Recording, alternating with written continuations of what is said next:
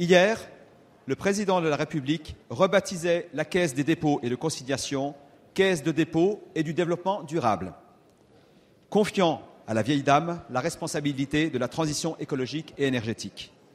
Cette évolution va notamment se traduire par une enveloppe de 1,5 milliard d'euros pour financer un programme de grands travaux pour la rénovation de nos bâtiments, déjà énoncé par le président de la République lors de ses vœux.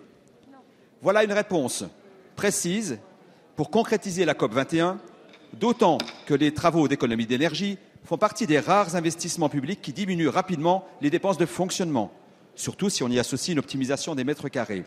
Des investissements qui s'autofinancent et ne pèsent pas ou peu sur les déficits et la dette. C'est aussi une réponse pour soutenir le secteur du bâtiment et des travaux publics en grande difficulté depuis la crise de 2008 et pour répondre au fléau du chômage et à l'urgence économique et sociale fixée par le président de la République toujours lors de ses vœux.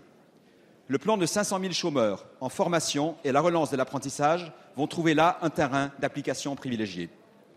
Mais ces travaux, je ne parle pas de ceux qui sont prévus pour la construction et l'isolation thermique de logements sociaux, et également pour 1,5 milliard, reposent sur l'engagement de l'État et des collectivités locales pour rénover leur propre patrimoine, alors que leur capacité d'investissement s'est réduite fortement. La question est donc bien, Madame la Ministre, de connaître précisément les modalités d'action de ce plan et de savoir s'il viendra pallier la baisse des moyens de l'État et des dotations financières aux collectivités, ou au contraire, accentuer la pression sur les éventuelles contreparties qu'elles ne pourraient assurer, ou tout simplement ne pas se concrétiser par défaut de leurs propres moyens. Merci. Merci. La parole est à Madame la ministre de l'Écologie, du Développement durable et de l'Énergie.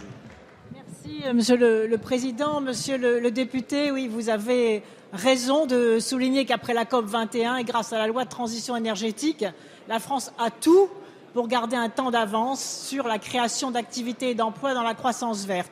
C'est pour ça que la Caisse des dépôts a été mobilisée, comme l'a dit le chef de l'État, pour devenir l'organisme de la transition énergétique et de la croissance verte, avec 2 actions très simples, très concrètes, très efficaces.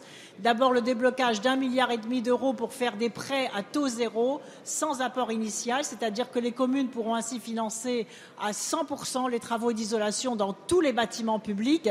Et deuxièmement, par un deuxième volet de financement des territoires à énergie positive. Vous le savez, puisque dans le Grand Besançon, il y a un territoire à énergie positive très performant. 260 territoires ont déjà signé une convention avec le ministère de l'Écologie et du Développement durable. J'ai reçu 140 nouveaux projets. Donc au total, ce seront 400 territoires à énergie positive qui pourront engager des travaux d'isolation, d'éclairage public, d'économie d'énergie renouvelable, de transport propre, de gestion des déchets pour créer des activités et des emplois sur ces territoires. Et donc cette deuxième tranche de 250 millions d'euros va être débloquée très rapidement. Je reçois à la fin de ce mois ces 400 territoires pour compléter la première enveloppe de 500 000 euros qu'ils ont reçue et pour monter jusqu'à 2 millions d'euros par territoire et leur permettant ainsi d'engager très rapidement les travaux créateurs d'activités et d'emplois qui sont bons pour le climat, bons pour le pouvoir d'achat des citoyens et bons pour l'emploi. Merci Madame la ministre.